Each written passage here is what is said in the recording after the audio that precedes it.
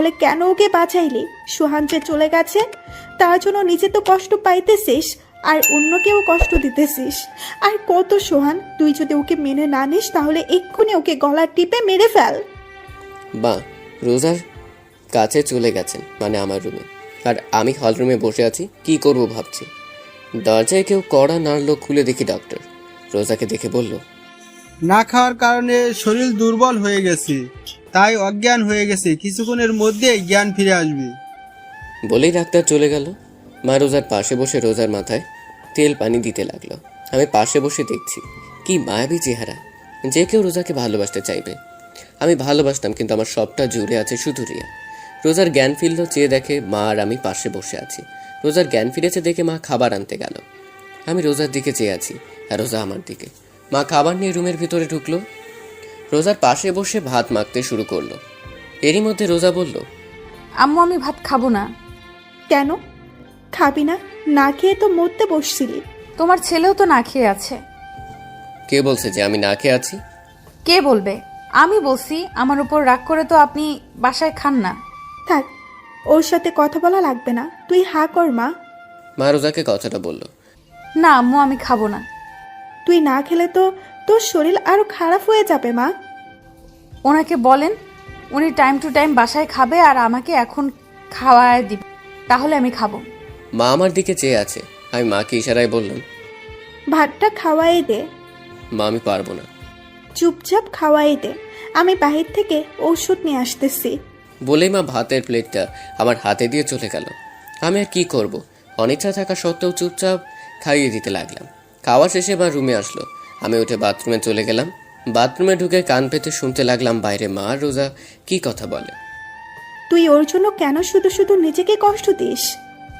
আম্মা আমার জন্য আজ উনি ওনার ভালোবাসার মানুষকে চিরদিনের জন্য হারিয়ে ফেলেছে। কেন শুধু শুধু নিজেকে দোষ দিচ্ছিস? রিয়ার মৃত্যুর জন্য তোর আর সোহানের কোনো হাত নাই, এটা নিয়তি, এটাকে মেনে নিতে হবে। আম্মু ওনার মনে অনেক কষ্ট, কিন্তু উনি প্রকাশ করেন না। তা আমি জানি, তার জন্য তুই নিজেকে কষ্ট দিবি? না আম্মু, আমি ওনার সব কষ্টের ভাগটা নিতে চাই।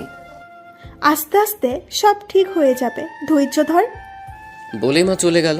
আমি বাথরুম থেকে বের হয়ে রোজার পাশে যেয়ে বসলাম। রোজা বলল, কিছু বলবেন? তোমার যদি কিছু হয়ে যেত? কি আর হতো, মরে যেতাম। আমি জানি আপনার সবটা জুড়ে শুধু রিয়া আপু আছে, আমি না। রিয়া আপুর জায়গাটা নিতে চাই না, শুধু আপনার পায়ের নিচে একটু জায়গা দিবেন, কারণ এইখানে আমার বেহেশত, আমার জান্নাত। আমি কোনো কথা না বলে বাসার বাইরে চলে আসলাম। রাস্তায় হাঁটছি আর ভাবছি কি করব। দুপুরবেলা মা ফোন দিয়ে বললো তাড়াতাড়ি বাসায় আসতে। বাসায় দিয়ে সবাই একসাথে খাওয়া দাওয়া করলাম। রোজার দিকে চেয়ে দেখলাম ওর মুখে প্রাপ্তির হাসি। কিছুক্ষণ বাসায় বসে আবার বাইরে বের হলাম। গন্তব্য ইমনের বাসা। ইমনের বাসায় যে দেখলাম ইমন নেশা করছে, মানে আমিও আগে করতাম একটু একটু, কিন্তু রিয়া আমার জীবনে আসার পর আর কোনো দিন চুয়ে দেখিনি। আজ ইমনকে খেতে দেখে আমারও খেতে ইচ্ছে করলো। ইমনের পাশে বসলাম। কিরে মামা, খাবি? দে খাই, অনেকদিন তো খাই না। ইমনের সাথে মদ খেতে শুরু করলাম, সাথে গাঁজাও। অনেকদিন পর খাচ্ছি, তাই নেশা পুরো চরমে উঠে গেছে। রাত 11টায় মা ফোন দিল। মা বলো। কই তুই? এই তো মা, ইমনের বাসায়। তাড়াতাড়ি বাসায় আয়। আসছি বলে ফোন কেটে দিলাম। ইমনকে বললাম একটা গাঁজা বিড়ি দে। বিড়িটা নিয়ে বাসায় আসলাম। রোজা আর আমি একসাথে খাবার খেলাম। রোজাকে বললাম তুমি ঘুমাও, আমি কিছুক্ষণ পর আসছি বলে ছাদে চলে আসলাম। বিড়িটা চালিয়ে খেলাম, খুব ভালো লাগছে এখন। রুমে আসলাম। রুমে এসে দেখি রোজা শুয়ে আছে। ওকে দেখে আমি পুরো হ্যাং। ওর কোমরটা দেখে আমি এভাবে কোনোদিন কোনো মেয়েকে দেখিনি। আমি আস্তে আস্তে ওর পাশে গেলাম। ওর সাথে সাথে চোখ খুলে আমার দিকে চেয়ে রয়েছে। আমি ওর গলায় কিস করতে যাব, এরই মধ্যে রোজা বলল, আপনার মুখ থেকে বাজে গন্ধ আসতেছে। কে শুনে কার কথা? আমি ওর গলায় ঘাড়ে কিস করছি আর ও নিজেকে ছাড়ানোর চেষ্টা করছে। রোজা আমার গালে থাপ্পড় দিয়ে নিজেকে ছাড়িয়ে নিয়ে চিল্লায় বলল, কি খেয়ে আসছেন? বাজে গন্ধ আসতেছে আপনার মুখ থেকে। আমি পুরো হ্যাং। রোজা আমার গালে থাপ্পড় মারলো, মাথাটা পুরো চিনচিন করছে। রোজার আওয়াজ শুনে মা দরজায় কড়া নাড়ছে আর বলছে, কি হয়েছে রোজা? দরজা খোলো রোজা। সোহান, সোহান কি হয়েছে? দরজা খোল। আমি ছলছল চোখে রোজার দিকে চেয়ে আছি, আর রোজা মাথা নিচু করে বোবা কান্না করছে। দরজার ঠকঠক আওয়াজ বাড়তে লাগলো। দরজার ওপাশে মা আর আব্বু জোরে জোরে বলছে দরজা খুলতে। নিজের প্রতি নিজের ঘৃণা হচ্ছে। দরজায় আওয়াজ আরও বাড়তে লাগলো। রোজাও দরজা খুলছে না, তাই আমি উঠে দরজা খুললাম। মা তাড়াতাড়ি রুমের ভিতরে চলে গেল, আর আব্বু আমাকে জিজ্ঞাসা করলো, কি হয়েছে? আমি কোনো কথা না বলে ছাদে চলে আসলাম। এদিকে মা ঘরে ঢুকে রোজাকে বলল। কি হয়েছে?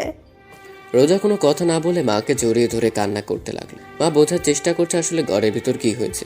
রোজার মাথায় হাত বুলাতে বুলাতে আবার জিজ্ঞাসা করলো, কি হয়েছে? রোজা কোনো কথা না বলে আরো জোরে জোরে কান্না করছে। মা মনে করলো সোহান হয়তো আজ বেশি কিছু করেছে, কারণ সোহান আগে পরেও রোজাকে মারছে, বেশি কথা বলছে, কিন্তু রোজা এমনভাবে কাঁদে নাই। কিন্তু আজ না মা আর ভাবতে পারছে না। মার অনেক রাগ হচ্ছে সোহানের উপর। সোহানকে এখন হাতের কাছে পেলে কাঁচা চিবিয়ে খেত। এদিকে আমি ভাবছি কি করতে যাচ্ছিলাম রোজার সাথে আমি নেশার ঘরে, কিন্তু তারপরেও রোজা আমার গায়ে হাত দিবে আমি কোনোদিনও ভাবতে পারি নাই। কিছুক্ষণ পর আস্তে আস্তে নিচে নামতে লাগলো। রুমে ঢুকে দেখি মা আব্বু হল রুমে বসে আছে। মার রুমের দিকে চেয়ে দেখলাম রোজার মার রুমে বিছানার উপর বসে আমার দিকে চেয়ে কান্না করছে। তখন মা আমার সামনে এসে বলল, কি হয়েছে সোহান? কানে কি কম শুনিস? কি হয়েছে বল।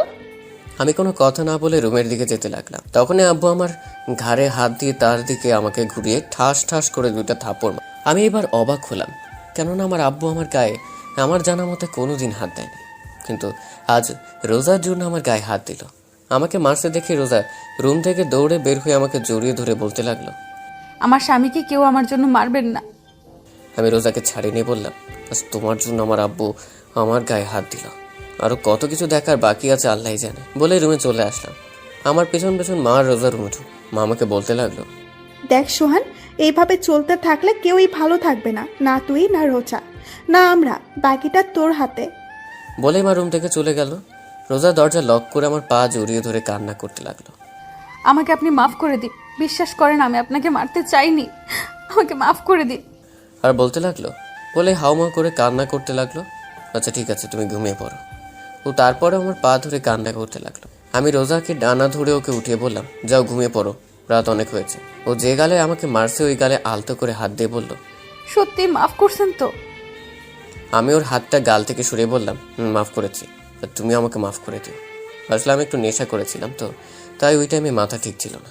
কি আপনি নেশা করছেন কেন? ভালো লাগছে করছি, যাও ঘুমিয়ে পড়ো। কেন করছেন আগে সেটা বলেন। এক কথা কিন্তু বারবার বলতে ভালো লাগে না, যাও ঘুমিয়ে পড়ো। রোজার কোনো কথা না বলে মাথা নিচু করে বিছানায় দিয়ে শুয়ে পড়লো। আর আমি রিয়ার চিঠিটা বের করে পড়তে লাগলাম। প্রিয় সোহান, তুমি যখন এই চিঠিটা পড়বে তখন হয়তো আমি থাকবো না, চিরদিনের জন্য মিশে যাব মাটির সাথে। আচ্ছা, আমি মারা গেলে তুমি কি কষ্ট পাবে? কষ্ট পাবে, কারণ তুমি আমাকে ভালোবাসো। সত্যি কি তুমি আমাকে ভালোবাসো সোহান? বড্ড জানতে ইচ্ছে করে। অনেক স্বপ্ন ছিল তোমার বউ হবার। আমার কি পোড়া কপাল, স্বপ্নই থেকে গেল। সোহান, একটা মেয়ের সবচাইতে দামি জিনিস কি জানো? স্বামী আর স্বামীর ভালোবাসা। আমি চাইলে তোমাকে আমার করে নিতে পারতাম, কি পারতাম না? কিন্তু একজনের স্বামীকে তার কাছ থেকে কেড়ে নিয়ে নিজেকে সুখী করতে পারবো না। আবার তোমাকে অন্য কারোর সাথে দেখব, এটাও আমি মেনে নিতে পারবো না। অনেক কথা বলার ছিল তোমাকে, কিন্তু বলবো না, কারণ তোমাকে আর কষ্ট দিতে চাই না। আমি কিছুক্ষণ আগে বিষ খেয়েছি, অনেক কষ্ট হচ্ছে আমার সোহান, অনেক কষ্ট হচ্ছে। তোমাকে খুব দেখতে ইচ্ছা করছে সোহান। আচ্ছা সোহান, কবুল বলার সময় তোমার কি একটিবারও আমার কথা কি মনে পড়ে নাই? আজ বড্ড জানতে ইচ্ছা করছে। আজ তোমার কাছ থেকে ভালোবাসার প্রমাণ নিতে ইচ্ছা করছে। আমাকে ক্ষমা করে দিও সোহান, তোমাকে না জানিয়ে চলে যাচ্ছি না ফেরার দেশে। ইহকালে তোমাকে পেলাম না তো কি হয়েছে, পরকালে খুব করে চেয়ে নিব তোমাকে আল্লাহর কাছ থেকে। আচ্ছা সোহান, আমাকে কি তোমার মনে পড়বে কখনো? বড্ড জানতে ইচ্ছা করে। যদি কোনো দিন আমাকে অনুভব করতে মন চায় তোমার, তাহলে তখন চোখ বন্ধ করে তোমার হৃৎপিণ্ড বরাবর হাত রেখো, ওইখানে খুঁজে পাবে আমায়। ইতি, তোমার রিয়া। চিঠিটা পড়ে কান্না আসছে, অনেক কান্না আসছে। বিছানার দিক চেয়ে দেখি রোজা আমার দিকে চেয়ে আছে আর কান্না করছে। রোজাকে বললাম, কান্না কেন করছো? রোজা আমার সামনে এসে হাঁটু ভাঁজ করে আমার সামনে বসলো আর আপনি সোফায় বসা। আমার হাতটা ধরে বলতে লাগলো। আমি ছলছল চোখে রোজার দিকে চেয়ে আছি আর রোজা আমার দিকে চেয়ে আছে উত্তরের আশায়। আমি কোনো কথা না বলে আস্তে সোফার উপর মাথাটা এলিয়ে দিলাম। কখন যে ঘুমিয়ে পড়েছি খেয়াল করিনি। সকালে ঘুম ভাঙার পর দেখি রোজা আমাকে জড়িয়ে ধরে ঘুমিয়ে আছে। এইটুকু সোফার উপর কি দুইজন ঘুমানো যায়? রোজা আমার শরীরের উপর ঘুমানো, কি মায়াবী চেহারা, ওর ভালোবাসা চায় আমার কাছ থেকে। আমি আদৌ রোজাকে ভালোবাসতে পারবো কিনা সন্দেহ হয়। কি অদ্ভুত জীবন! আমার যাকে ভালোবাসলাম তাকে তো পেলাম না, আর যাকে চেনা না জানা নাই তাকে পেলাম। কি করব আমি এখন? সব কিছুই অন্ধকার লাগছে। আমার কাছে মনে হয় আমার জীবনটা এখানেই থেমে গেছে। রোজাকে সরিয়ে দিয়ে ঘুম থেকে উঠে ফ্রেশ হয়ে নাস্তা করে বাইরে বের হলাম। চলতি পথে রিয়ার মার সাথে দেখা। আমার দিকে এমন ঘৃণার চোখে তাকালো যেন আমি রিয়াকে গলা টিপে মেরে ফেলেছি। রাস্তায় কিছুক্ষণ ঘোরাঘুরির পর দুপুরবেলা বাসায় আসলাম। বাসায় এসে টেবিলে দেখলাম আমার জন্য আমার প্রিয় খাবারগুলো সব রান্না করা। দেখে অনেক খুশি হলাম। তাড়াতাড়ি একটু ফ্রেশ হয়ে খেতে বসলাম। খেতে খেতে মাকে বললাম, মা আজকে রান্নাটা অনেক ভালো হয়েছে। আজকে রোজা রান্না করছে, তুই কি কি পছন্দ করিস আমার কাছে যেন রান্না করছে। আমাকে তো রান্নাঘরে ঢুকতেই দেয় নাই। রোজার দিকে তাকিয়ে দেখেও মুচকি মুচকি হাসছে। ওর হাসিটা আমার কাছে অনেক ভালো লাগে, কিন্তু এখন কিরকম বিষের মতো লাগছে ওর হাসিটা। ওর প্রশংসা করলাম আমি তো জানতামই না যে ও রান্না করেছে আজকে। খাবার টেবিলে আর কোনো কথা বললাম না, চুপচাপ খেয়ে আমার রুমে আসলাম। কিছুক্ষণ পর রোজা আমার রুমে আসলো। এসে শাড়িটা এত পরিমাণ নিচে নামালো যে ওর কোমর সম্পূর্ণ দেখা যাচ্ছে। হয়তো আমাকে কাছে টানার চেষ্টা করছে, কিন্তু আমি ওকে না দেখার ভান করে চুপচাপ বসে রইলাম। আস্তে আস্তে আমার পাশে ঘুরঘুর আর কোমরের কাপড়টা একটু সরাত, আবার দিচ্ছে, একটু সরাচ্ছে, আবার দিচ্ছে। এবার আমি রোজাকে বললাম, কিছু বলবা? রোজা মাথায় নাড়িয়ে না বললো, আবার মাথা নাড়িয়ে হ্যাঁ বললো। আমি একটু হেসে বললাম, কি বলবা বলো। না মানে কাল রাতে আপনি আমাকে, বলেই থেমে গেল। কাল রাতে কি? এই যে আমি ঘুমিয়েছিলাম আপনি আমাকে, বলে আবার থেমে গেল। আমি বুঝতে পেরেছি ও কি বলতে চাচ্ছে। আমি বললাম, সরি বললাম না, তখন আমি নেশা করেছিলাম তো, তাই তোমাকে। না মানে আচ্ছা সরি, আর কোনোদিন এমন হবে না। আপনার ইচ্ছা হলে আপনি আমার সাথে যা ইচ্ছা করতে পারেন, আমি কিচ্ছু মনে করব না। আমি ওর দিকে চেয়ে আছি। ও আস্তে আস্তে চোখ খুলে দেখে যে আমি ওর দিকে চেয়ে আছি। ও লজ্জায় দৌড়ে রুমের বাইরে চলে গেল। কিছুক্ষণ পর মা রুমে আসলো, এসে আমার পাশে বসলো। কিছু বলবা? তা কি সিদ্ধান্ত নিলি? কি সিদ্ধান্ত? রোজার বিষয়। দেখ সোহান, মেয়েটা অনেক ভালো, চেহারাও ভালো, সব দিক দিয়ে ঠিক আছে। তাহলে তোরা রিয়ার যেদিন বিয়ে হবার কথা ছিল ওদিন তোরা রোজার আবার বিয়ে হবে, কেননা সবাইকে দাওয়াত দেওয়া হয়ে গেছে। শোন সোহান, রোজাকে ভালোবাসতে না পারলেও ওকে কষ্ট দিস না। বলেই মা রুম থেকে চলে গেল। আর আমি ভাবছি সবাই রোজার কষ্টটা বোঝে, কিন্তু আমার মনটা যে হাহাকার করছে রিয়ার জন্য, সেটা কেউ দেখে না। বিকেলবেলা আব্বু আমার রুমে আসলো। কি রে বাবা, কি করিস? কিছু না, এই তো বসে আছে। থাপ্পড়টা জোরে লাগছিল তাই না? আর আব্বু তুমিও না। কালকের ব্যাপারে কিছু মনে করিস না, আসলে আমার কোনো মেয়ে নেই তো, তাই রোজাকে এইভাবে কাঁদতে চেখে আমার মাথা ঠেকছিল না। তুই কিছু মনে করিস না বাবা? না আব্বু, আমি কিছু মনে করিনি। তা বাইরে আয়, বৌমা পায়েস রান্না করছে, আয় একসাথে খাবো। চলো আব্বু। তারপর সবাই একসাথে পায়েস খেলাম। মা আমাকে বলল রোজাকে নিয়ে আমার খালা বাড়ি আর মামা বাড়ি থেকে ঘুরে আসতে। আমাদের বাড়ি থেকে মামা বাড়ি আর খালা বাড়ি 10 মিনিটের রাস্তা। আমি মাকে না বলতে পারলাম না, কারণ সবাই এখন হাসি খুশি আছে। না বললে সবার মুখ কালো হয়ে যাবে। রোজাকে বললাম রেডি হতে। কিছুক্ষণ পর রোজা রেডি হয়ে বোরকা পরে আসলো। বোরকাটা 2-3 জায়গায় ছেঁড়া। আমি বললাম, এই ছেঁড়া বোরকা পরে যাবে? আমার তো আর বোরকা নাই। তা আগে বলবা না তোমার বোরকা নাই?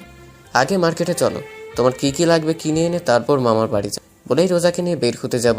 এরই মধ্যে মা সামনে এসে আমার বাইকের চাবি আমার হাতে দিল। আমি মার দিকে জিজ্ঞাসা দৃষ্টিতে তাকিয়ে রইলাম। মা বলল, মনে আছে বাইক কেনার সময় কি বলছিল?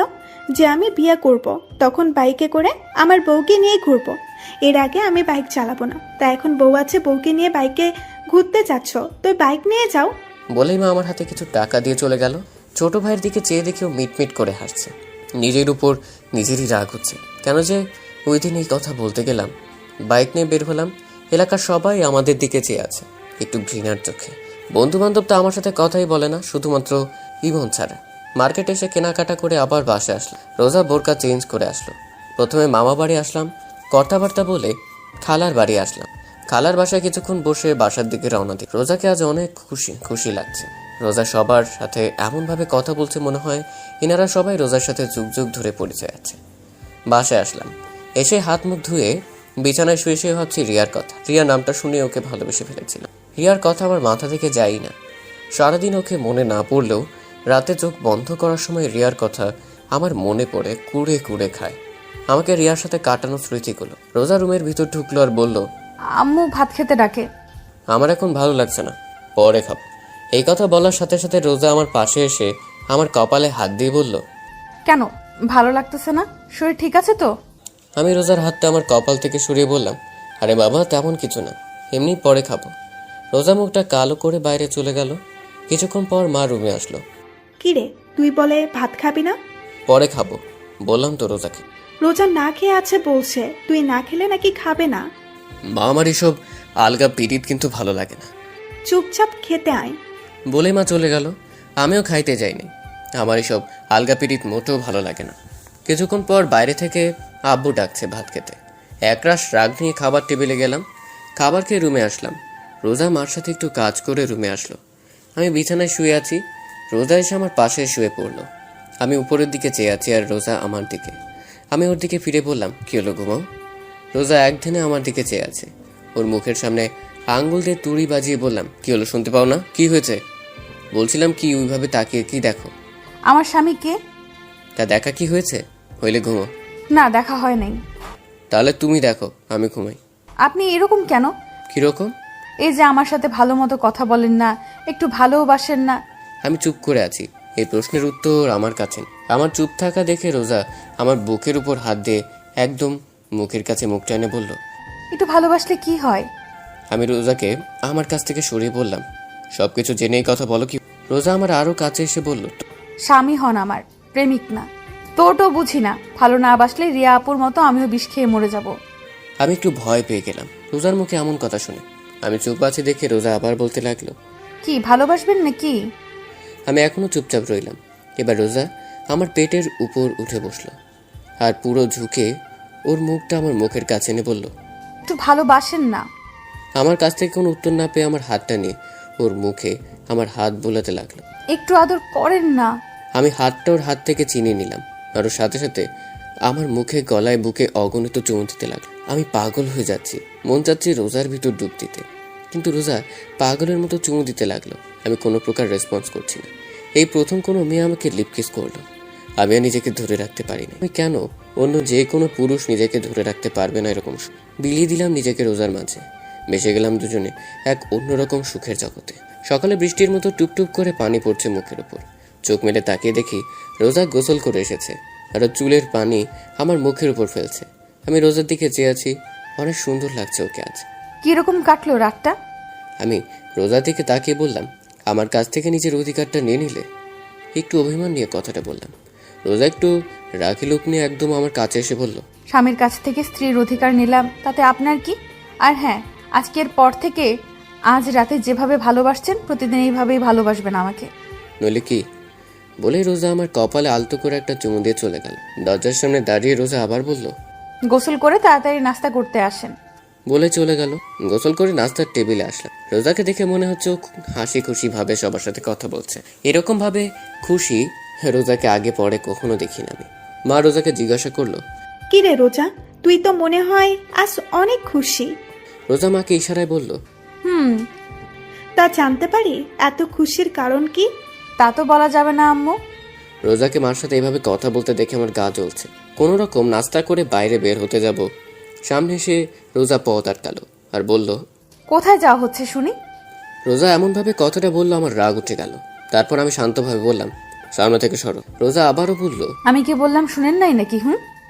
আমি রেগে রোজার দুই ডানা ধরে ঘরের ভিতর জোরে সরিয়ে দিয়ে আমি বাইরে চলে আসলাম।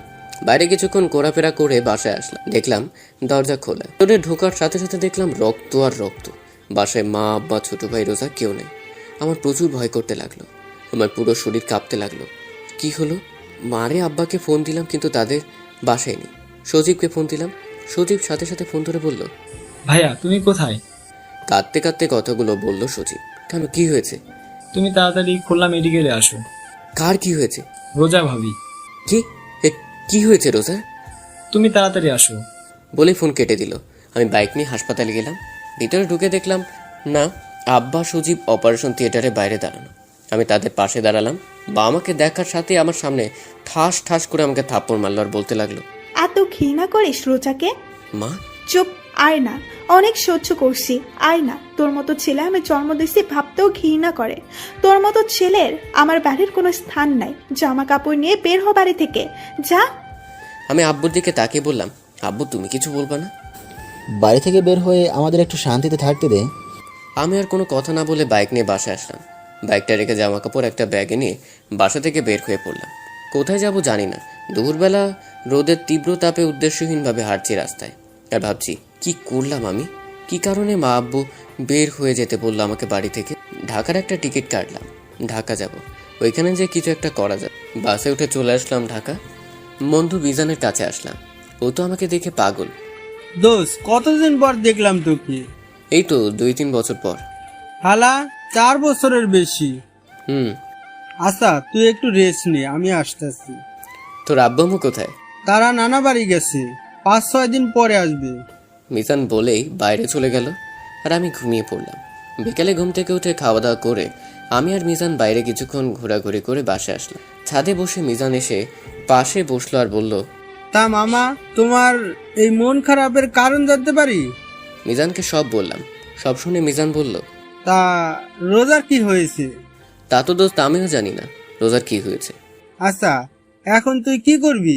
কিছু তো একটা করা লাগবে। কোনো কাজ কাম আছে তোর হাতে? এখন তো নাই, তো খুঁজতে হবে। আচ্ছা, নিচে আয়, খেয়ে ঘুমাতে হবে। তুই যা, আমি আসছি। কিছুক্ষণ পর নিচে আসলাম, খাওয়া দাওয়া করে ঘুমিয়ে পড়লাম। সকালে মিজান আমাকে ঘুম থেকে উঠিয়ে বলল, সোহান, আমি কাজে গেলাম। নাস্তা টেবিলে রেডি আছে, ভাত তরকারি ফ্রিজে আছে, ওভেনে গরম করে খেয়ে নিস। আমি গেলাম। মিজান কাজে চলে গেল। কোনো কাজ কাম নাই, তাই আবার ঘুমিয়ে পড়লাম। এদিকে অপারেশনের পর রোজাকে কেবিনে দেওয়া হলো। রোজার জ্ঞান ফেরার পর আব্বু আম্মু সবাইকে দেখলো, কিন্তু সোহানকে দেখলো না। রোজা মনে মনে ভাবছে হয়তো কেবিনের বাইরে আছে। এভাবে ভাবতে ভাবতে সকাল গড়িয়ে দুপুর গড়িয়ে রাত, সোহানের দেখা নাই। রোজার এমন অস্থিরতা দেখে মা জিজ্ঞাসা করলো, কি হয়েছে, এমন করতেছিস কেন? রোজা সহ্য করতে না পেরে কান্না করে দিল। কি রে, কি হয়েছে বলবি তো? রোজা কাঁদতে কাঁদতে বলল, উনি কই? উনি কে? আমার স্বামী। ও, সোহানও একটা কাজে কিছুদিনের জন্য বাইরে গেছে। আমি হাসপাতালে, তারপরও উনি চলে গেছে। মার কোনো কথা বললো না, উঠে বাইরে চলে আসলো।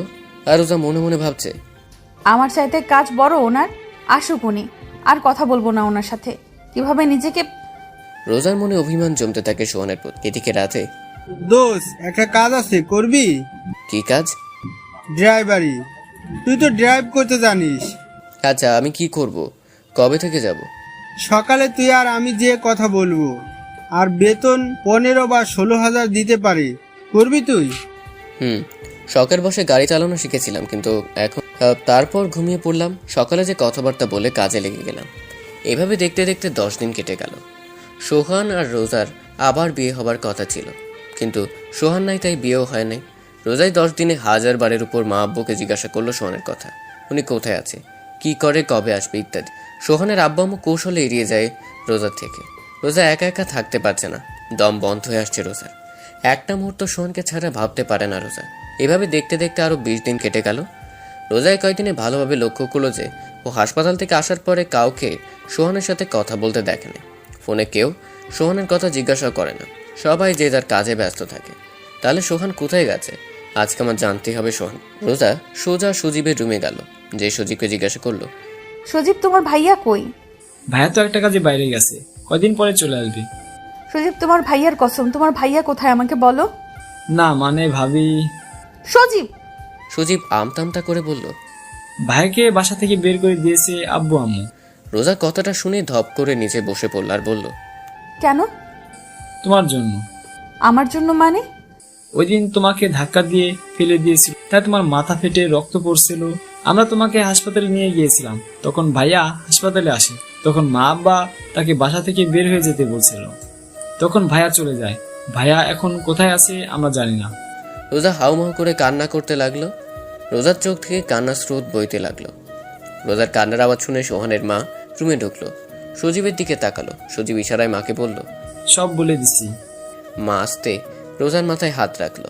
রোজা ফুপিয়ে ফুপিয়ে কাঁদতে কাঁদতে বলল, আম্মু, ওই দিন উনি আমাকে ধাক্কা দেয় নাই, শুধু সরিয়ে দিছে। আমার শাড়ি এদিন পায়ে পেঁচিয়ে গেছিল, তার জন্য আমি পড়ে গেছি। সোহানের মা রোজার কথা শুনে নিশ্চুপ। কি বলবে? সে তো ভাবছে রোজাকে সোহান দেখতে পারে না, ঘৃণা করে, তাই দিন ধাক্কা দিয়ে ফেলে দিয়েছে। ওই দিন রোজাকে সোহান সরিয়ে দেওয়ার কারণে রোজার পায়ে রোজার শাড়ি পেঁচিয়ে যায় আর রোজা পড়ে যায়। মারাত্মকভাবে আঘাত হয় রোজার, তাই অনেক রক্তক্ষরণ হয়। এত রক্ত দেখে সোহানের মা ভয় পেয়ে যায়। লজ্জা, ঘৃণা, রাগে, অভিমানে ওই দিন সোহানকে বাড়ি থেকে বের হয়ে যেতে বলে সোহানের মা, সাথে সোহানের আব্বু। কিন্তু সোহান সত্যিই চলে যাবে এটা তারা ভাবতেও পারেনি। তারপর যখন চলে গেছে তাদের এক বিন্দু আফসোস হয় নাই সোহানের জন্য, কিন্তু এখন হচ্ছে আফসোস রোজার কথা শুনে। কেন যে ওই দিন সোহানকে যেতে বলল? সোহানের মা রোজার মাথায় হাত ভোলাতে ভোলাতে বলল, চলে আসবে সোহান। আম্মু, আমি ওনার জীবনে আসার পর উনি কষ্ট ছাড়ার কিছুই পায় নাই। তুই শুধু শুধু নিজেকে দোষ দিচ্ছিস। না আম্মু, আমার কারণে ওনার ভালোবাসার মানুষকে হারালো, আমার কারণে আজ উনি ওনার পরিবার ছাড়া। আম্মু, আপনার পায়ে পড়ে আমার কাছে আমার স্বামীটারে আইনা দেন আম্মু।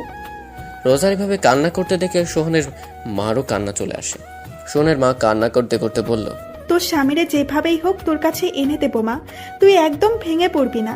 রোজার আজ অনেক কষ্ট হচ্ছে, মনে মনে ভাবছে, কি দিলাম আমি ওনাকে? ওনার কিছু দেওয়ার আগেই ওনার কাছ থেকে অজান্তেই সবকিছু কেড়ে নিলাম। সোহানের আব্বু, আম্মু, ছোট ভাই খোঁজ খবর শুরু করে দিয়েছে সোহান কোথায় আছে, কিন্তু তারা সোহানের কোনো খবর পায় নাই। সোহানের সব বন্ধু বান্ধবের কাছে গিয়েছিল, কিন্তু তারাও কেউ সোহানের খবর জানে না। সোহানের আব্বু আম্মু সারাদিন খোঁজে, রাতে বাসে আসলো, দরজায় কড়া নাড়লোর সাথে সাথে রোজা দরজা খুললো। আর সারাদিন রোজা দরজার পাশে বসেছিল কখন নিয়ে আসবে সোহানকে আব্বু আম্মু। কিন্তু দরজা খুলে সোহানের আব্বু আম্মুর মুখ কালো দেখে রোজা কান্না করতে লাগলো আর বলতে লাগলো, আম্মু, আমার স্বামী কই? মা কি বলবে, তার কাছে কোনো উত্তর নাই। তারপরও কোনো রকম ভাবে রোজাকে বলল, দেখ মা, তুই কোনো চিন্তা করিস না, আমি যেভাবেই হোক তোর স্বামীকে তোর কাছে ফিরিয়ে দেব। রোজা মাকে জড়িয়ে ধরে কান্না করতে লাগলো। আম্মু, আমি এত কষ্ট সইতে পারতেছি না, ওনারে ছাড়া আমার দম বন্ধ হয়ে আসে। মা রোজাকে বলল, একটু ধৈর্য ধর। আর কত আম্মু, এতদিন তোমরা আমারে কেন মিথ্যা বলছো যে উনি কাজে গেছে? তুই অসুস্থ ছিলি, আর আমি জানি তুই সোহানকে ভালোবাসিস। তুই যদি জানতিস সোহান চলে গেছে তাহলে তুই কষ্ট পাবি, ভেঙে পড়বি, তাই বলিনি। কিন্তু আমি তোকে ওয়াদা করতেছি সোহানকে তোর কাছে এনে দেবো যেভাবেই হোক। এদিকে সোহান একটা আলাদা রুম নিয়েছে, এখন একা একা থাকে। মাঝে মাঝে মিজান এসে দেখা করে যায়। আমি সকাল 10টায় কাজে যাই আর বিকেল 4-5টায় বাসায় আসি। এসে রান্না বান্না করে একটু বাইরে ঘোরাঘুরি করি, তারপর খাওয়া দাওয়া করে ঘুম। রিয়ার কথা আমার অনেক মনে পড়ে, রোজার কথাও মনে পড়ে। রাতে ঘুমানোর সময় রোজার সাথে আমার বিয়ে হবার পর ওর এক একটা রাত আমার আলাদাভাবে কাটছে। কোনোদিন রোজা রাগ করে থাকতো, কোনোদিন কান্না করতো, কোনোদিন জড়িয়ে ধরে শুয়ে থাকতো, কোনোদিন আবার অভিমান করতো। আবার কোনো একদিন রাতে অনেক ভালোবাসা দিয়েছিল আমাকে রোজা। জানি না ওই দিন রোজার কি হয়েছিল, বেঁচে আছে না মারা গেছে তাও জানি না। মাঝে মাঝে ফোনটা অন করতে মন চায়, মা আব্বুর সাথে কথা বলতে মন চায় এখনই বাড়ি যাই। কিন্তু যখনই বাড়ি যেতে মন চায় তখনই আব্বুরই কথা মনে পড়ে, আমাদের একটু শান্তিতে থাকতে দে। তারা কি বোঝে না তাদের ছেড়ে থাকতে আমার কত কষ্ট হয়, কত খারাপ লাগে। কাউকে কিছু বলতেও পারি না, সইতেও পারি না। এভাবে দেখতে দেখতে আরো 1 মাস কেটে গেল। অনেক খোঁজ করছে সোহানকে, সোহানের আব্বু আম্মু কিন্তু কোথাও সোহানকে পায়নি। রোজা খাওয়া দাওয়া ধরতে গেলে ছেড়ে দিয়েছে, 1 বেলা খায় তো 2 বেলা খায় না, তাও সোহানের মার জোরাজুরিতে খায়। ঠিক মতো ঘুমই আসে না, ওর কাঁদতে কাঁদতে রাত পার করে। চোখের এর নিচে দেখে মনে হয় কেউ পাতিল থেকে কালি নিয়ে লাগিয়ে দিয়েছে চোখের নিচে। রোজার এমন অবস্থা সইতে না পেরে সোহানের মা শাড়ির আঁচলের আড়ালে মুখ চেপে বোবা কান্না করে। রোজা না খেতে অজ্ঞান হয়ে পড়ে। ডাক্তার ডাকার পর ডাক্তার চেক আপ করার পর সোহানের মাকে বলে, মিষ্টি খাওয়ান।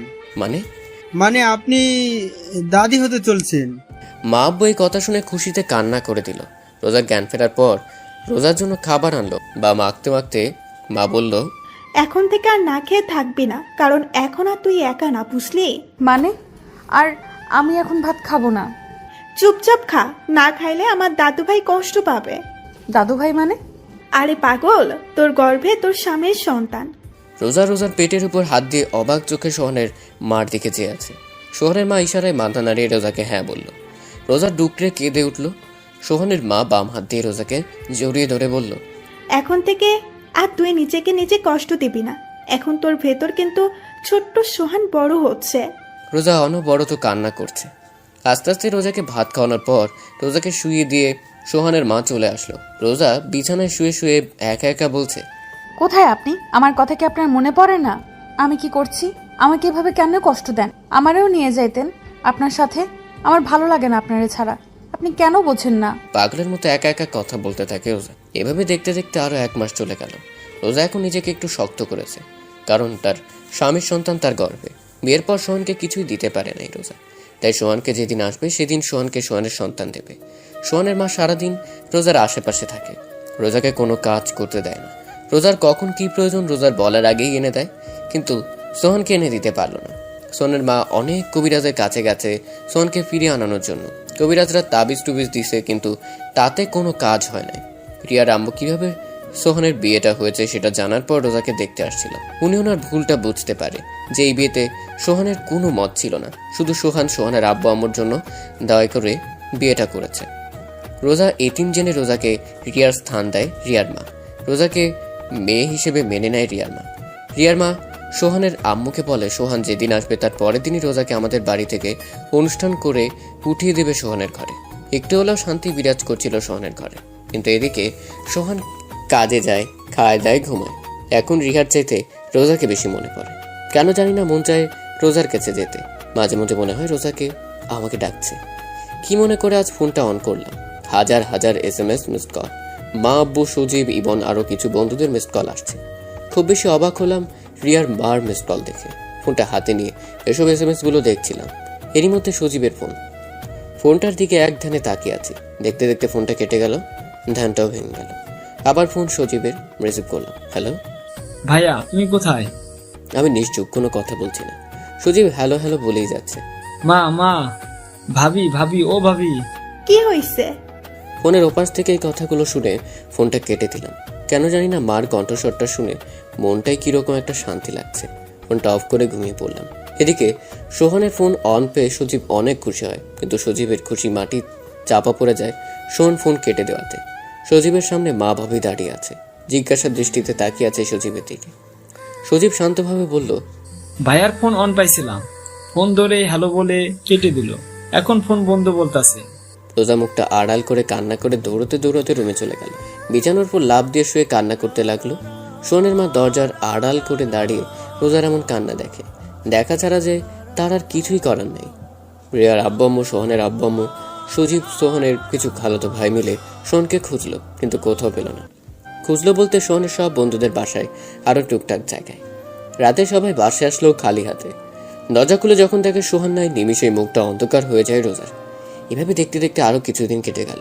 একদিন সকাল ইমন আসলো সোহানের বাসায়, দরজায় কড়া দিয়ে দাঁড়িয়ে আছে। সোহানের আম্মু এসে দরজা খুললো, ইমনকে দেখেই বলল, আরে ইমন, আয় ভেতরে আয়। ইমন ভেতরে যে বসলো। তুই বস, আমি চা নিয়ে আসি। না খালা, চা খাবো না, একটু আগে খেয়েছি। আগে বলেন, সোহানের কোনো খোঁজ পাইলেন?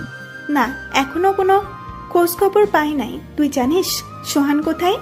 জানি না কোথায় আছে, কিন্তু কার কাছে আছে সেটা জানি না। ইমনের কথা শুনে মার চোখ ভিজে উঠলো। বেজা বেজা চোখে ইমনকে জিজ্ঞেস করলো, কার কাছে আছে আমার সোহান? খালা, মিজান থাকতো না আপনাদের পাশের বাসায়? আমার মনে হয় সোহান ওর কাছে আছে। কেননা এই দেখেন, মিজান আর সোহানের একটা ফটো ফেসবুকে মিজান ছাড়ছে। সোহানের মা এক ধ্যানে ছবিটার দিকে তাকিয়ে আছে। ফোনটা হাতে নিয়ে রোজা রুমে গেল সোহানের মা। যে দেখে রোজা বিছানায় শুয়ে শুয়ে পেটের উপর হাত দিয়ে কান্না করছে। রোজা সোহানের মাকে দেখে বৃথা চেষ্টা করলো চোখের পানি আড়াল করার। সোহানের মা রোজার পাশে বসে ফোনটা দেখে বলল, এই দেখ তোর স্বামী। রোজা চুপচাপ ছবিটার দিকে তাকিয়ে আছে। ফোনটায় সোহানের ছবির উপর হাত দিয়ে সোহানকে অনুভব করতে লাগলো, আর চোখ থেকে তো পানি পড়ছে। তুই আর কান্না করবি না, তোর স্বামীরা তোর কাছে 2 দিনের মধ্যে এনে দেব। আম্মু, আমি এখনই যাব ওনার কাছে। এতদিন ধৈর্য ধরছিস, আর 2টা দিন মা, একটু ধৈর্য ধর।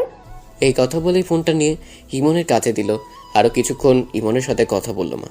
তারপর ইমন চলে গেল। কিছুক্ষণ পর সোহানের আব্বু বাসায় আসলো। আসার সাথেই সোহানের আম্মু জিজ্ঞাসা করলো, পাশের বাসায় রেহানারা থাকতো, মনে আছে? মনে থাকবে না কেন? লিজানের আম্মুর কথা বলছো তো? হুম। তারা তো 4 বছর আগে এখান থেকে চলে গেছে, তো এখন কি? আমাদের সোহান ওইখানে। কি? তোমার ডায়েরিতে নাম্বার আছে, ফোন দাও রেহানাকে। তুমি জানলে কেমন করে? আর ওরা তো ঢাকায় থাকে। এত কথা বলার সময় নাই, তুমি নাম্বার বের করে ফোন দাও। আর আমি জানি ওরা ঢাকা থাকে, তার জন্য সজীব গেছে টিকিট কাটতে। তুমি শুধু ফোন দিয়ে জিজ্ঞাসা করো ঢাকা কোথায় থাকে সোহান। মিজানের মার সাথে কথাবার্তা বলে রওনা হলো ঢাকার উদ্দেশ্যে। সোহানের আব্বু আম্মু সজীব আর রোজাও যাচ্ছে ঢাকায়। সারাটা পথ রোজা কান্না করছিল, কিন্তু ওর মুখে এক অদ্ভুত রকমের তৃপ্তি ছিল। সকাল 8টায় দরজায় অনেক জোরে ধাক্কাধাক্কির আওয়াজ শুনে ঘুম ভেঙল। ঘুম চোখে দরজা খোলা মাত্রই কেউ একজন ঝাপটে করে জড়িয়ে ধরল। সামনের দিকে তাকিয়ে দেখি মা আব্বু সজীব দাঁড়িয়ে আছে, আর রোজা আমাকে জড়িয়ে ধরে কান্না করতে লাগলো। রোজাকে নিজের থেকে ছাড়িয়ে নিতে যাব, তখনই মা ইশারায় বলল ওকে রুমে নিয়ে যেতে। রোজার কানের কাছে মুখ নিয়ে বললাম, ছাড়ো, সবাই দেখছে। রোজা কোনো কথা বলছে না, আমাকে জড়িয়ে ধরে কান্না করছে। রোজাকে জড়িয়ে ধরা অবস্থায় রুমে নিয়ে আসলাম। ওকে বিছানায় বসাতে যাব, রোজা আরও আমাকে ঘুরিয়ে বিছানায় ফেলে আমার বুকে মাথা দিয়ে কান্না করছে। ওর এমন কান্না দেখে নিজের কাছে অনেক খারাপ লাগছে। আমি রোজাকে বললাম, কান্নাটা থামাও, আমার শার্ট ভিজে যাচ্ছে। রোজা আমার কথার কোনো উত্তর না দিয়ে আমাকে আরও জড়িয়ে ধরে কান্না করতে লাগলো। রোজা প্লিজ কান্নাটি থামাও। রোজা কোনো কথা না বলে আমার হাতটা ওর পেটের উপর রাখলো। ছলছল চোখে তাকিয়ে আছে রোজা। আমার বুঝতে বাকি নেই রোজা পেটের উপর হাত দিয়ে কি বোঝাতে চাচ্ছে। আমি খুশিতে ওর কপালে একটা গভীর চুমু খাই। রোজা চোখ বুজে আরও শক্ত করে জড়িয়ে ধরল আমায়। কিছুক্ষণ পর রোজা ঘুমিয়ে পড়েছে আমার বুকে। মা দরজার সামনে দাঁড়িয়ে আমাকে ডাকছে। উঠতে যাব, এর মধ্যেই মা রুমে ঢুকলো। রোজা এখনও আমাকে জড়িয়ে ধরে ঘুমিয়ে আছে। উঠতে যাব, এরই মধ্যে মা বলে উঠল, থাক, ওঠা লাগবে না, শুয়ে থাক তুই। রোজার মাথায় হাত বোলাতে মা বলল, কতদিন পর মেয়েটাকে একটু শান্তিতে ঘুমাতে দেখলাম, তুই চুপচাপ শুয়ে থাক, আর ঘুম ভাঙলে উঠিস। মা এই কথা বলে বাইরে থেকে দরজা লাগিয়ে চলে গেল। আমি পলকহীনভাবে তাকিয়ে আছি রোজার দিকে। কত বদলে গেছে মাত্র কয়েক মাসে। ও চোখে মুখে আগের মতো সেই মায়া নেই, কিন্তু কষ্টের ছাপ স্পষ্ট। ও এমনভাবে আমার বুকের উপর মাথা দিয়ে শুয়ে আছে যে আমি নড়াচড়া করতে পারছি না। এমনভাবে আমার বুকের উপর মাথা রেখে আছে। দুপুরবেলা রোজার ঘুম ভাঙলো। বুক থেকে মাথাটা তুলে আমার দিকে ঘুম চোখে তাকিয়ে আছে। আবার কান্না করে দিল। রোজার চোখের পানিটি মুছে দিয়ে বললাম, কি হয়েছে, কাঁদছো কেন? ও কোনো কথা না বলে শক্ত করে জড়িয়ে ধরে বুকের উপর মাথা রেখে কান্না করছে। আমি ওর পিঠে আস্তে হাত দিয়ে একটু নাড়া দিয়ে বললাম, রোজা, তোমাকে আমি একদিন বলেছি আমার সামনে কান্না করবে না। এবার রোজা কান্না থামিয়ে চুপচাপ বুকে শুয়ে আছে। রোজা রোজা রোজা কি কথা বলবা না? রোজা, আচ্ছা ঠিক আছে, কথা বলা লাগবে না, এরকম বোবা হয়ে থাকো, দেখি সরো, আমি উঠবো। এই কথা বলার সাথে সাথে রোজা আরো শক্ত করে আমাকে জড়িয়ে ধরলো। তা কিছু তো বলো। আপনি আমাকে রেখে চলে আসছেন কেন? আমি কোনো কথা না বলে চুপচাপ শুয়ে আছি। আমার চুপ থাকা দেখে রোজা বলল, আপনি কি আমাকে আরো কষ্ট দিবেন? কিরকম অদ্ভুতভাবে কথাটা বলল রোজা। আমার কাছে মনে হলো ওর এই কথাটা বলতে অনেক কষ্ট হয়েছে। আমার আবার চুপ থাকা দেখে রোজা আস্তে আস্তে ওর মুখটা আমার মুখের কাছে আনলো আর বলল, কি হলো, এখন তো দেখি আপনি বোবা হয়ে গেছেন। আমি কি বলবো? ও জোরে জোরে নিঃশ্বাস নিচ্ছে, আর ওর সব নিঃশ্বাস আমার মুখের উপর পড়ছে। অনেক ভালো লাগছে এই মুহূর্তটা। মন চাচ্ছে ওর ঠোঁটে একটু ডুব দিই, কিন্তু মনের কথা মনে রেখে রোজাকে আমতা করে ঢোক গিলে বললাম, শুধু রোজা। রোজা বলার সাথে সাথে রোজা ওর ঠোঁটটা আমার ঠোঁটে ডুবিয়ে দিল। কতক্ষণ ছিলাম আমি জানি না। দরজায় কড়া শুনে দুজনের হুঁশ আসে। লজ্জায় কেউ কারো দিকে তাকাতে পারছি না। আমি দরজা খুলতে যাব, এরই মধ্যে রোজা চিল্লিয়ে বলে উঠল। কে? দরজার ওপাশ থেকে মা বলে উঠল, আম্মু তুমিও না, তুমি যাও, আমরা পরে বের হচ্ছি। আচ্ছা, তোর যখন খুশি তখন বের হ, টেবিলে খাবার রাখা আছে, আমরা একটু মিজানদের বাসায় যাচ্ছি। আচ্ছা আম্মু, ঠিক আছে। আচ্ছা, আমি যাই। তাড়াতাড়ি আসবা আম্মু। মা আব্বু চলে গেল। আমি রোজারকে বললাম, মার সাথে কিভাবে কথা বলে? আমি বলি, আমার মা, আমি যেমন কথা বলি তাতে আপনার কি? এই কথা বলে রোজা আবার ওর ঠোঁট আমার ঠোঁটের কাছে আনতে লাগলো। আমি বললাম, রোজা না, একদম না। আবার ডুবিয়ে দিল রোজা রোজার ঠোঁট আমার ঠোঁটের উপর। কিছুক্ষণ পর নিজেকে রোজার কাছ থেকে ছাড়িয়ে নিয়ে বললাম, যাও হাত মুখ ধুয়ে আসো, ভাত খাবো। না, আমার খিদা নাই, আমি অন্য কিছু খাবো। আমার ঠোঁট দেখিয়ে বললো কথাটা। আমি একটু রাগি লোক নিয়ে বললাম, এতক্ষণ খাইছো, মন ভরে নাই? ও একটু কান্না করে দিয়ে বলল, আপনি খালি রাগ দেখান আমার উপর। আচ্ছা আচ্ছা, আর রাগ দেখাবো না, এইবার তো কান্না থামো। আগে আমার এখানে এখানে এখানে চুমু দেবেন, তাহলে কান্না থামাবো। একটু বেশি হয়ে যাচ্ছে না? এইবার রাগি লোক নিয়ে বলল, দেখেন, দেবেন না তাই তো? আপনি আর কি দিচ্ছেন আমাকে কষ্ট ছাড়া? আচ্ছা আচ্ছা দিচ্ছি বলে ওর দিকে আসতে লাগলাম। ও চোখ বন্ধ করে আছে, চোখটা হালকা ভেজা ভেজা, যেন ঘন ঘন ঢোক তুলছে। চোখে নিচে কালো দাগ পড়ে আছে, তো কি হয়েছে? ওকে এখন অনেক সুন্দর লাগছে। আমি একদম ওর কাছে গিয়ে দাঁড়িয়ে আস্তে করে বললাম, দেবা কি লাগবেই? রোজা কোনো কথা না বলে চোখ বন্ধ থাকা অবস্থায় মাথা নাড়িয়ে হ্যাঁ বলল। আমি প্রথমের কপালে, তারপর ঠোঁটে, তারপর গলায় একটা একটা করে চুমু দিলাম। গলায় চুমু দেওয়ার সাথে সাথে রোজা আমাকে ঝাপটে ধরলো। অনেকক্ষণ পর ছাড়লো আমাকে। যাও হাত মুখ ধুয়ে আসো, ভাত খাবো এখন। রোজা ফ্রেশ হয়ে আসলো, তারপর আমি একটু ফ্রেশ হলাম। দুজনে একসাথে খাবার টেবিলে বসলাম। আমি খেতে শুরু করলাম, কিন্তু রোজা না খেয়ে আঙ্গুল দিয়ে ভাত নাড়াচাড়া করছে। তাই আমি বললাম, খাও। রোজা কোনো কথা বলছে না। আমি আবার বললাম, কি হলো, খাও। এবার রোজা আমতা আমতা করে বলল, কেউ যদি খাওয়ায় দেয় তাহলে খাবো, আর নইলে খাবো না। এই যে ঢং না করে চুপচাপ খাও। রোজা কোনো কথা না বলে খাবার টেবিল থেকে উঠে রুমে চলে গেল। আমি এখন আর কি করব? একটা প্লেটে ভাত তরকারি নিয়ে রুমে আসলাম। রুমে এসে দেখি রোজা বিছানায় শুয়ে শুয়ে কান্না করছে। আমি ওর ঘাড়ে হাত দিয়ে ডাক দিলাম, রোজা, রোজা, এই নাও খাও।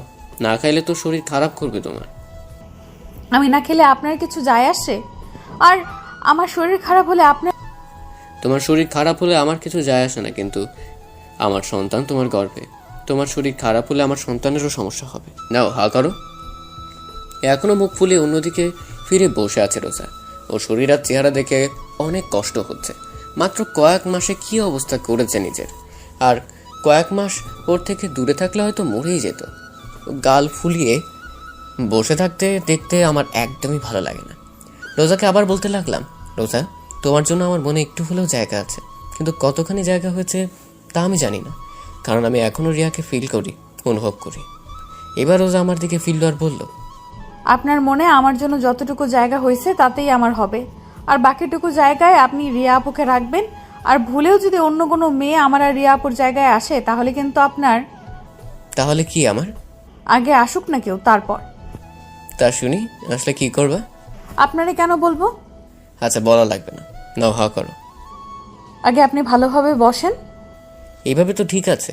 আরে বসতে বসতে বসেন। তারপর সোজাভাবে বসলাম। বসার সাথে সাথে রোজা আমার কোলের উপর বসলো। বসে ওর হাতের উপর ভাতের প্লেটটা রেখে বলল, এবার খাওয়ায় দেন। আমি ওর কাণ্ড দেখে অবাক। আমি রোজাকে ভাত খাওয়াতে লাগলাম। ও ভাত খাচ্ছে আর আমার দিকে চেয়ে আছে। চোখ থেকে টুপটুপ করে পানি পড়ছে, কোনো কথা বলছে না। ওর চোখ অনেক কথা বলে, ওর মনে অনেক কষ্ট, সেটা ব্যাখ্যা করে। মাঝে মাঝে ও চোখের দিকে তাকাতে ভয় করে, নিজেকে অপরাধী মনে হয়। না জানি ওর উপর অনেক অপরাধ করেছি। ওর সাথে খাওয়া শেষে রোজাকে বললাম, তুমি একটু রেস্ট নাও, আমি বাইরে থেকে আসছি। বলার সাথে সাথে রোজা আমার হাতটা ওর পেটের উপর রাখলো। আমি অবাক চোখে ওর দিকে তাকিয়ে আছি। ও চোখ বুজে আছে, জোরে জোরে নিঃশ্বাস নিচ্ছে। কিছু বলবে হয়তো, কিন্তু সাহস পাচ্ছে না। ওর নীরবতা দেখে আমি বললাম, কিছু বলবা? রোজা মাথা নাড়িয়ে হ্যাঁ বলল। আমি ওকে একটু সময় দিয়ে বললাম, আচ্ছা বলো কি বলবা। আমার যে হাতটা রোজার পেটের উপর ছিল, ওই হাতটা আর একটু জোরে চেপে ধরলো পেটের উপর আর বলল, আপনার সন্তানের কসম কেটে বলেন আপনি আর আমাকে রেখে কোথাও যাবেন না। আমি চুপচাপ ওর দিকে চেয়ে আছি, আর ও করুণ চোখে আমার দিকে চেয়ে আছে। কি হলো বলুন? আমি ওর দিক চেয়েই আছি। আমার কাছ থেকে কোনো উত্তর না পেয়ে আমার হাতটা ছেড়ে দিয়ে বিছানায় শুয়ে কান্না করছে। আমি ওর পাশে বসে আছি, ও শুয়ে অন্যদিক ফিরে কান্না করছে। আমি ভাবছি রোজাকে এখন কি বলবো। রোজা আমার কাছে থাকলে রিয়ার কথা মনে পড়ে যায়, যে এখানে রিয়ার থাকার কথা ছিল। রোজা এসে ভাগ বসিয়েছে। আবার রোজা আমার কাছ থেকে দূরে থাকলে রোজাকে কাছে পেতে মন চায়। আমি আস্তে করে রোজার পিঠে হাত দিয়ে ডাক দিলাম, রোজা, রোজা দেখি এইদিকে ফেরো। রোজা তারপরও চুপ করে আছে। ওকে একটু জোরে করে আমার দিকে ফিরিয়ে ওর পেটে হাত দিয়ে বললাম, যদি তুমি ধরে রাখতে পারো তাহলে আজীবন তোমার সাথে থাকবো। রোজা ছল ছল চোখে আমার দিকে চেয়ে আছে। আমি বললাম, কি হলো, পারবা তো? পারবো মানে? ইনশাল্লাহ পারবো। পারলি ভালো। রোজা শুয়ে অবস্থায় ওর হাত দুটি মেলে আমাকে ওর কাছে ডাকছে। ওর ডাকে সাড়া না দিয়ে কোনো উপায় নেই। আস্তে করে জড়িয়ে ধরলাম। ও আমার ঘাড়ে মুখ বুজে কান্না করছে। আমি ওর কানের কাছে আমার মুখটা নিয়ে বললাম, এত পানি তোমার চোখে কোথা থেকে আসে? ও আমার কানের কাছে মুখ নিয়ে আস্তে আস্তে করে বলল, কোথা থেকে আসে জানি না, কিন্তু আমার চোখে পানি আপনার জন্য আসে। মানে? মানে আবার কি, ভালোবাসি তাই। আপনার একটুখানি অবহেলা আমাকে অনেক কষ্ট দেয়। আমার মুখের ভাষা মনে হয় রোজা কেড়ে নিয়েছে। কি বলবো, আমি কি বলা উচিত এখন আমার জানা নেই। একটা কথা বলবো? বলো। রাগ করবেন না তো? আরে বলো তো। আপনি শুধু রাগ করেন কেন? আমি ওকে ছেড়ে দিয়ে বসে নরম সুরে বললাম, কি বলবা বলো। রোজা উঠে আমার পাশে বসে ওর 2 হাত আমার গলায় রেখে আহ্লাদে সুরে বলল, ওই দিন কিভাবে অধিকার আদায় করছি মনে আছে? আমি আমতা আমতা করে বললাম, কোন দিন? বলার সাথে সাথে রোজা আমাকে ধাক্কা দিয়ে বিছানায় ফেলে আমার উপর উঠে বসে বলল, এবার মনে পড়ছে কোন দিন? আমি আবার বললাম, কোন দিন? এইবারও আমার শার্টের বোতাম খুলে আরেকটা হাত দিয়ে বলল, এখনো মনে পড়ে নাই? পড়ছে মনে পড়েছে। তাহলে এতক্ষণ ঢং করলেন কেন? না মানে। তাহলে শুরু হয়ে যাক। কি? কি মানে? বলেই মুখে কিস করতে লাগলো। এরই মধ্যে দরজা খোলার শব্দ শুনলাম, মনে হয় মা আব্বু এসেছে। এদিকে রোজা পাগল হয়ে গেছে। রোজাকে বললাম, মা এসেছে, সরো। রোজা কোনো কথা না বলে ওর কাজ করছে। রোজাকে এক প্রকার জোর করে নিজের থেকে ওকে ছাড়িয়ে বাইরে আসলাম। বাইরে আসার সাথে সাথে মা ঘরের ভিতর ঢুকছিল। আমারে বের হতে দেখেই মা বলল, রোজা কই? আমি বললাম, আজ তো সেই সকালে আমাকে একবারও জিজ্ঞাসা করেছো আমি কেমন আছি। তুই কেমন আছিস আমার জানা লাগবে না। আমার নাতের মা কেমন আছে কেমন থাকবে সেটা জানলেই চলবে আমার। দেখিস স্যার, আমার রোজা কোথায়? রুমে আছে। রুমে যেতে যেতে বললো, রাত 8টার বাসে খুলনা যাব, রেডি থাকিস, মিজান টিকিট কাটতে গেছে। তারপর আব্বুর সাথে টুকটাক কথা বললাম। আব্বু একটু ইমোশনাল হয়ে বলল, তখন রাগের মাথায় ওইসব বলেছি, আরও অনেক কথা ইত্যাদি। তারপর ছোট ভাই সজীব, সেও সেই একটু ইমোশনাল হয়ে কথা বলল, একটু কান্নাও করলো। কিন্তু আমার মা, সে তো রোজার ভক্ত, আমি তার ছেলে, সে তো ভুলেই গেছে। রাতে মিজানের কাছ থেকে বিদায় নিয়ে খুলনায় রওনা দিলাম। আমার আর রোজাকে পিছনের সিট দেওয়া হলো। মা আব্বু আমাদের দিকে 4-5 সিট আগে। তার আগে সজীব রোজা জানার পাশে সিটটাই বসে। গাড়ি চলছে তার আপন গতিতে। রোজার 2 হাত দিয়ে আমার 1 হাত জড়িয়ে ধরে আছে। রোজার মাথাটা আমার ঘাড়ের উপর। জানাল থেকে বাতাস ঢুকছে, আর সেই বাতাসে রোজার কিছু চুল আমার মুখের উপর পড়ছে।